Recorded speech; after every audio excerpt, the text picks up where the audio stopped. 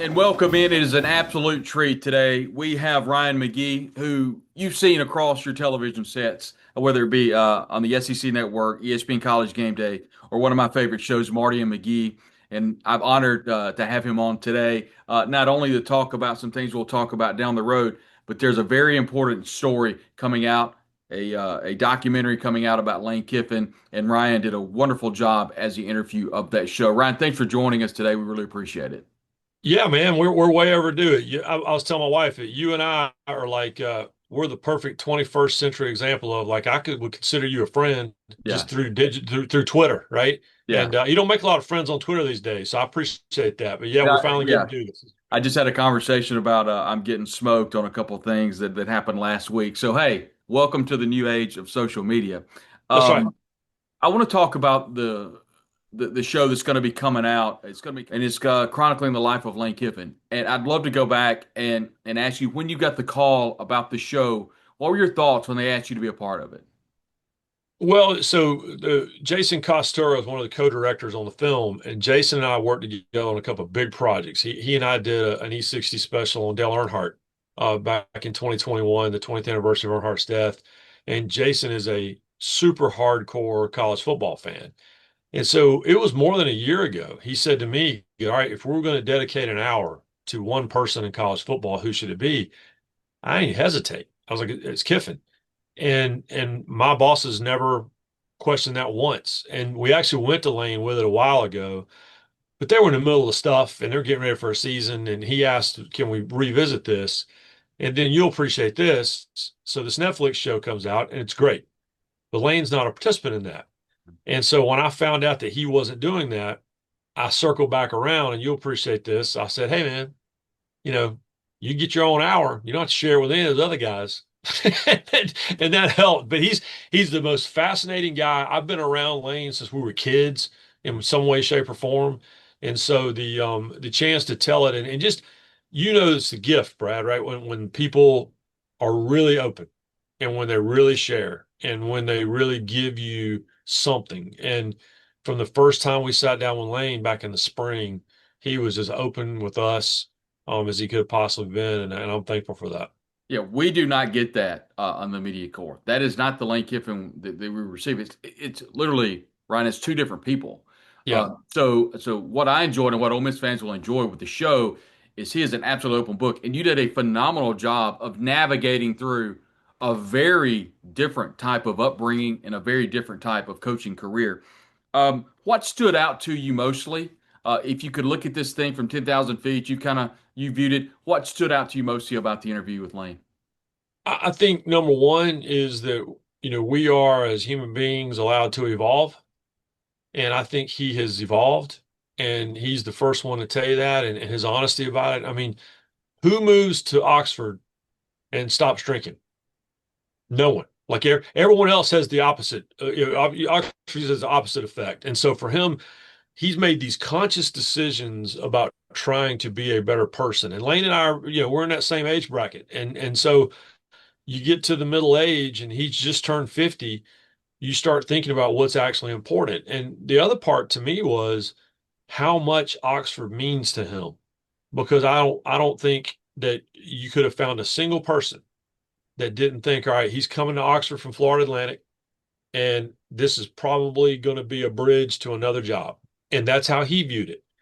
And he's dedicated, man. That line that you've heard from him before that he says to us multiple times, which is he says, "I needed Oxford more than Oxford needed me." And we dropped this kind of preview clip in the weeks leading up to it where he says that wasn't his approach when he got there was, "Man, this place is slow. Like I'm not sure if I can take this pace." But what the pace of Oxford has done is it really gave him the time and the bandwidth to look at himself and to improve himself as a father and as a man and as a son and as a football coach. And I think that he now views Oxford as, I mean, I understand as you and I are sitting here talking right now, his name, as it always is being attached to all these jobs that aren't even open yet. But after spending so much time with him, I would be stunned if he were to leave, because I think that it's not just about football, it's about him being happy. And right now, he is genuinely happy. Um, Sunday media calls, Monday press conferences, Wednesday press conferences, pre and post game. He's laser focused on the end game of winning football games. What I experienced, and I would love to get your thoughts on this, and what I think the viewer will experience, it appeared to me Kiffin showed sadness, regret at some point, happiness, excitement, ranges of emotions, Ryan, that I have not seen from Lane. Did you kind of experience a little bit of that when you kind of navigated through his life? Yeah, and you know what's interesting is, and you know this because you interview people all the time, is you kind of sit down with a plan, right? Yeah. And the backbone interview for this documentary we did early summer, late spring, and we spent a couple days there, and you see this sit down interview with him. That was actually a handful of sit down interviews spread out over a couple of days. Mm. And you got your notes, and this is what we want to talk about, and we want to make sure we hit all this. And he went there anyway. And him going behind the scenes of the most infamous firing to me in the history of college football, which is when he lost his job on the tarmac at LAX at USC. His honesty about that moment and about, him and Pat Hayden sitting down after he went to Pat Hayden on the plane and he's asleep, but Pat Hayden's wife can't look at Lane without crying. And he's like, what is happening right now? And for him to take us there, and for his family to take us through the passing of Monty, his father, who was a huge part of the story. And then, the story of Landry, his daughter, who is a junior at Ole Miss now, and she moves to town to be with him, and now he's going to go take the Auburn job. And the guilt trip, it was beautiful what she and her friends did, but she went to her dad and goes, "I love you. I just moved here for you." And he gets so emotional talking about it. So yeah, you're right. I was all these stories that we've heard, Tennessee, getting shouted out by Saban, when he decided not to be a player to be a coach while he was still a player at Fresno State. When he tells these stories, getting called out by Al Davis for more than an hour in the weirdest press conference of all time, and he's so open about it. Sometimes you sit down in these interviews and you just hope. And within 5 minutes, I was like, "Oh, it's on!" Like he wants to talk about these things, and again, that's a privilege. I thought it was a masterful job just navigating through his life, and it has nothing to do with the movie Forrest Gump. But hear me out. It was almost like watching different segments of his life, and you're thinking, okay, I remember that, but I remember that, Yeah, but it doesn't seem yeah. like the same person. And you lead into my next question perfectly. But between the Raiders and then USC, his first and second stint, Ole Miss, the Auburn situation. What was the most intriguing coaching stop of Lane Kiffin's career, whether it be an assistant, a graduate assistant, or whether it be as a head coach that you kind of, felt watching and interviewing Lane?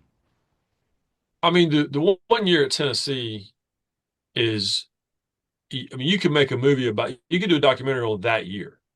Because first of all, I've never believed that because of the way it ended, I've never believed that he's received enough credit for what he did that year because that team was bad. I remember going to spring practice that year and him looking at us and going, I don't have a center. Like, I don't have someone who can snap the ball to the quarterback. And he's calling junior colleges. I need a center. I need a center. This is pre-transfer era.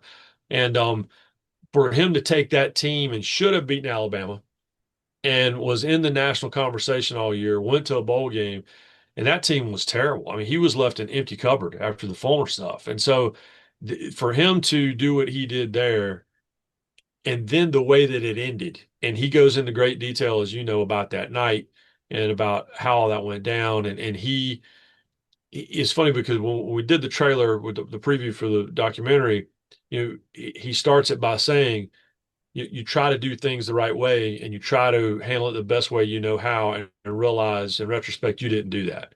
And he's very regretful about the way the Tennessee thing went down. This, I'm a Tennessee alum. There's one call that he would receive that he was going to take that job, and that was USC, where he had been before with Pete Carroll. But if he could have that over, I think that's the one night that if he could do it over. And I think that the big what if, not for Tennessee, but for the Kiffin family, would have been what if they had stayed. They named their son Knox, right? And they really, they really loved it there. And so that window to me is the most fascinating because there's a little bit of the Raiders story in there with the way it ended. And there's, certainly a little bit of USC in there about, showed brilliance in some moments of coaching and some not. And then even he exited Alabama and made everybody mad. The way he left before the national championship, or was told to leave before the national championship game. So you take little pieces of all those things, and it all adds up to that 1 year at Tennessee.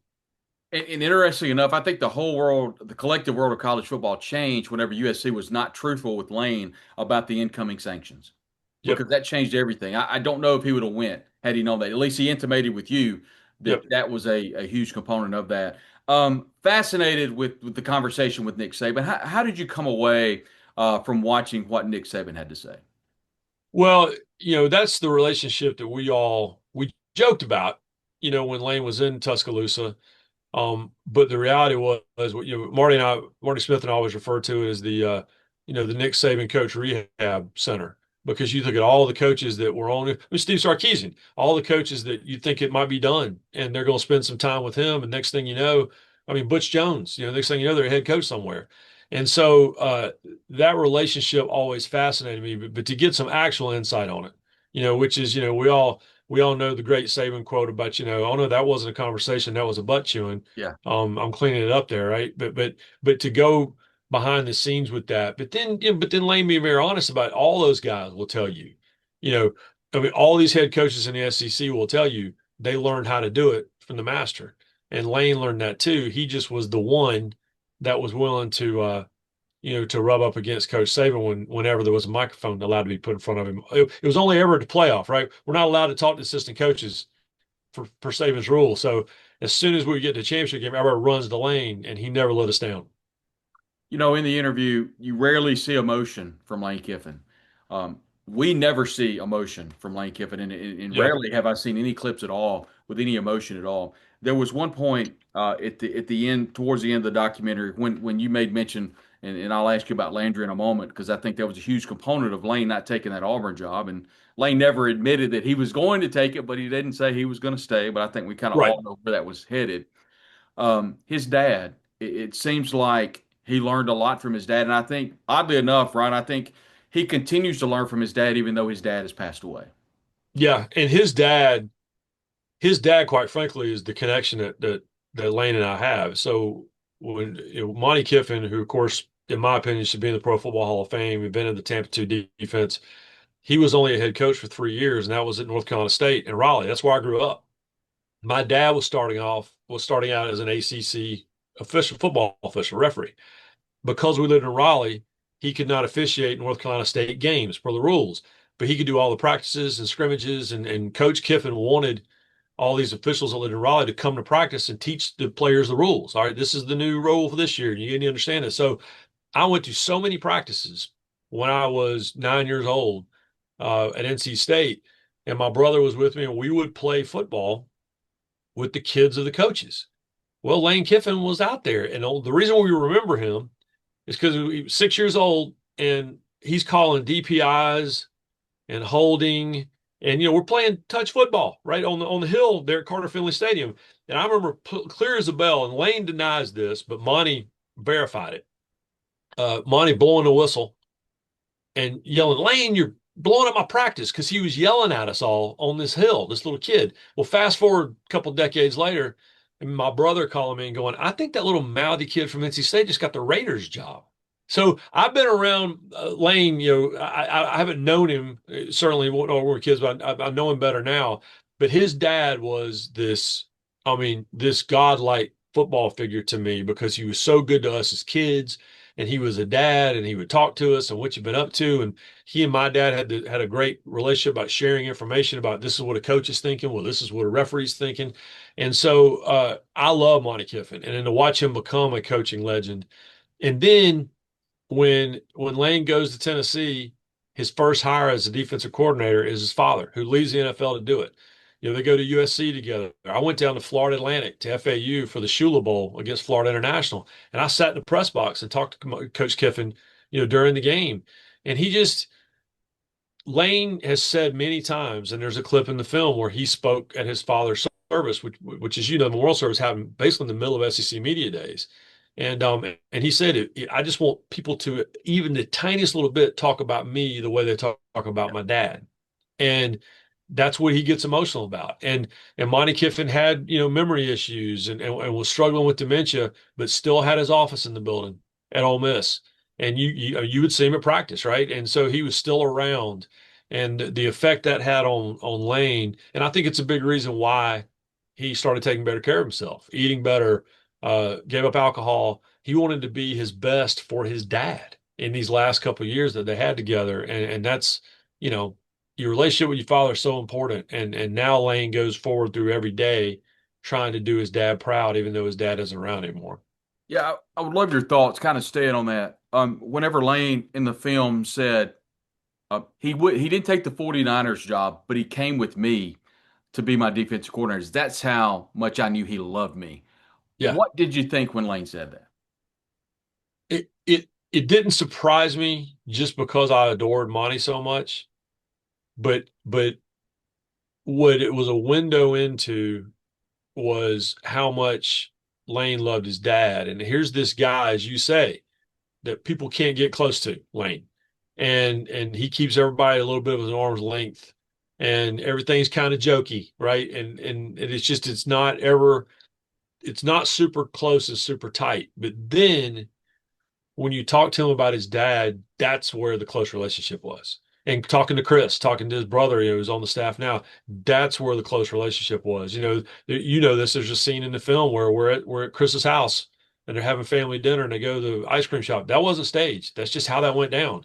And 2 years ago, Monty Kiffin was sitting there, and a year ago, the mother was sitting there, Lane's mother was. And so I think when he talks about Oxford, as much as he loves Ole Miss and as much as he loves that job and as much as he loves being in that building, what he really loves is what that town has given him, which is this reconnection with his family. I mean, Knox is going to high school there now, his son, and Landry is in school there. Only one of the three kids isn't there, and that's because she's on an athletic scholarship, back in LA. And I mean, you know, uh, Layla has a place in Oxford on the square, and so the family's together now, and the town has given him that and gave him those last few years with his dad which were, a real gift. Ryan, we've seen Lane over the last couple of years post different things on social media. Sometimes it would be a rainbow, and he would be talking to his dad or talking to his mom through social media. But I think he leans on his faith a lot. And in fact, Yep. during the film, we visibly see Lane praying at the table. We have him mention uh, God and his faith twice during the film. How much do you think he's leaned on his faith during some pretty difficult times in his family, specifically the loss of his mom and dad? No, I think I don't think there's any question about it. And I think that, something we dropped this clip in the last couple of weeks where he says that, when he got to Oxford, the pace of Oxford, he kind of looked down his nose at, right? I'm paraphrasing, but he was like, I don't know if I'm gonna be able to take how methodical things happen in that town. But what that pace did and what it is continuing to do is that it has shined a light on other aspects of his life that football had just consumed. And that's the family part I'm talking about. And I think faith is an absolute part of that. The conversations that he's having and the posts that he posts. And, I don't have to tell you, I don't think that anyone would have expected um, motivational, spiritual, scripture posts from Lane Kiffin. If you'd have told me that in 2020, or you'd have told me that in 2015, or certainly 2005, I'd have gone, "You're nuts. That's not that guy's never going to find that out about himself." But he has, and his honesty about all of that. And honestly, I think about the last night we were in Oxford shooting for the documentary, which was just a few weeks ago. And the last conversation I had with him was in his driveway as I'm packing up to go to Memphis and get on an airplane. And what he looked at me and said, he said, "I think this could really help some people when they see my story and they see where you can go, even dealing with the things and that I've dealt with and the mistakes I've made." And that's a testimony, man. And I think that's how he approached this entire documentary. When you look at the world of the collective world of college football, when they see this film, are are their thoughts? I'm not going to specifically say Tennessee fans, but I think the world of college football and really the world of football in general. You look at the NFL, his stint there. Is their mind going to change because of this, or is their mind already made up about Lane Kiffin? I think he's going to be a mix of both. I mean, just based on, we're talking about social media, just based on me posting the trailer for the documentary a few weeks ago. And I don't really read comments anymore because most of them are just people screaming to scream. But I was curious with this and what the reaction was. And so on Instagram and Twitter, both, I was scrolling through it and it ran about 50-50. It was, man, I can't wait to see this. I think he might have really changed. And the other 50% were, man, I don't believe this. He's selling me something. Now, it's probably not a surprise that a lot of the people that made those comments, when I looked at their avatar, they were wearing orange, right? Or they were wearing USC gear or wearing a lot of Raiders gear. And Yeah. so I'm curious to see. It's interesting. I mentioned my dad, growing up the son of a college football official. You know this. I've written books about it and stories about it. And what I realized a long time ago was I can try to educate people on what officials do and how hard they work and their intent to do the right thing. You're never going to convince most of them because they've just decided what officials are. People are like that with Lane. I think they've decided who he is. But that being said, I hope they watch, and I think they're going to watch. And I don't think there's any question that will change some minds. But I'm not naive enough to think that all of a sudden everybody's going to be, lining up to shake his hand and hug his neck. Yeah, I've told you privately how much I enjoyed that book about your dad that I've written. Actually, read that twice. It was Thank really you. good. Before we go, was your perception changed? What I saw from that interview, it looked like a really honest person, and it Yeah. looked like someone that was not only not telling you what you wanted to hear, but it felt like to me, Ryan, that he was telling what was in his heart. Was your perception of Lane Kiffin changed if it was a certain way going in the interview? Yeah. I just think there's a sincerity level there Yeah. that I think people don't think exists because we know the public Lane Kiffin and we know the story of the Raiders and Tennessee and USC and Alabama. We know all of that. And we know the treetop level part of it. And that was by design. I mean, as you said, that's about as far as he's going to let anybody get. That's changed now. And again, I think that, as I was kind of made the turn at the clubhouse age wise, just like he has. And I've thought a lot about this about, you can continue to change and you can continue to evolve and you can continue to want to be a better person. And to do that, you have to broaden your focus a little bit. And so as he has gotten older and his focus has broadened, football is the biggest part of it. There's no question about it. And if you're going to be a coach at a place like Ole Miss, it has to be. But his horizon has broadened a little bit. And that's what allows you to change as a person. And you can be all these other things and still be a great football coach. And I think that's what his goal is. And again, I think he's going to do that in Oxford for a while because Oxford is the place and the platform that has allowed him to understand himself better and his family better and his faith better. And also, oh, by the way, man, he wins a lot of football games. I'll tell you this, Ole Miss wise, that was one of the things that I had to really push. We get this thing, the first draft of this thing, the first edit of this thing was twice as long as you'll see on ESPN on the 24th. But I had to really push to go remind everybody, hey, we need to remember, make sure we make a point to say it's the greatest era in the history of Ole Miss football. All due respect to Johnny Vaught and to Archie and everybody else, other than the ring, what they've done, and this in the last 5 years, is stunning.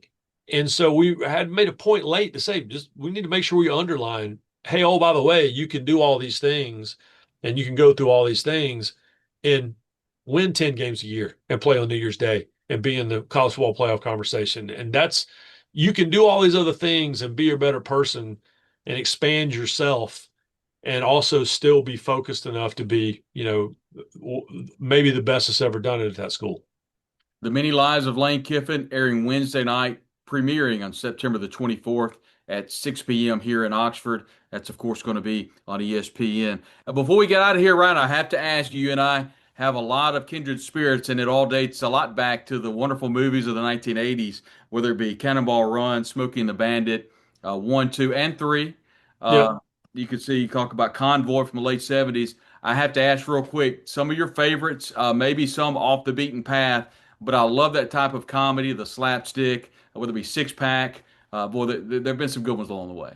No, no, I mean, this top shelf of my office right here still got the DVDs on it, right? Yeah. And Cannonball Run is, that letterboxed website, the app where you rank your top 4 films of all time. I'm a big Star Wars guy, Right. and I struggle with, all right, what Star Wars film we're going to put in there, and but Cannonball Run's on the list. It's on Mount Rushmore. It's always going to be. And yeah, I saw that. I was probably a little too young to see that in the theater when I saw it, Yeah. but it changed my life. It's And yeah, VHS for me. hey, I made my wife during we're all on COVID lockdown. And my wife and I had this deal where, all right, and she's a musical theater person. Mhm. So she sang at Dollywood, when I met her in college. So my wife is like, all right, let's do a deal where one night I'm going to make you watch a movie you've probably never seen. And then you're going to make me watch a movie I've never seen. And we traded that off for me for weeks. Mhm. And Honky Tonk Freeway was one of the first ones I made her watch. And man, she didn't want to watch it. And then she saw Beverly D'Angelo and she Yeah. saw all those guys, and all of a sudden she's all in. So she still talks about that movie. So no, I'm thank God for the for a lot of things, but in the '80s, the trucker movie lifestyle I was all about.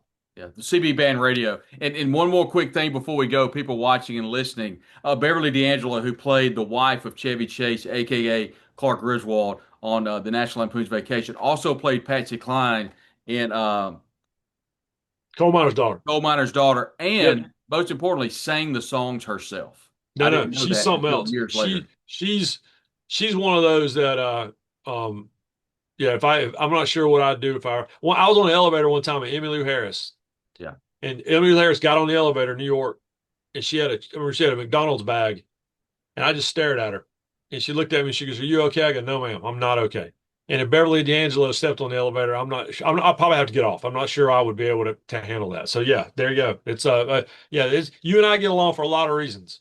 But there are certain people I look at and I go, you know what? That man right there could have a nuanced Smokey and the Bandit 2 conversation. I knew that about you the second I started following you. Yeah, not one that people remember very fondly, but I could even go down the rabbit hole of Smokey in the Bandit 3, which is No, not a you great made a movie. point to say 3, and I'm impressed because a Yeah, lot of people act like that one didn't even exist. But I saw it, and I'd watch it right now. no doubt. He's Ryan McGee, Marty McGee, SEC Network. He'll be ESPN College Game Day. He's got a great story coming up on Saturday. You can follow him online at ESPN McGee. Ryan, thanks very much. It's been a pleasure. Look forward to talking with you when you guys come to Oxford for SEC Nation, and we'll see you down the road. Hey, we'll definitely get there at some point. Fingers crossed that maybe it's happening very, very soon. We'll see. We'll see. All right, thank you. Thank you, man.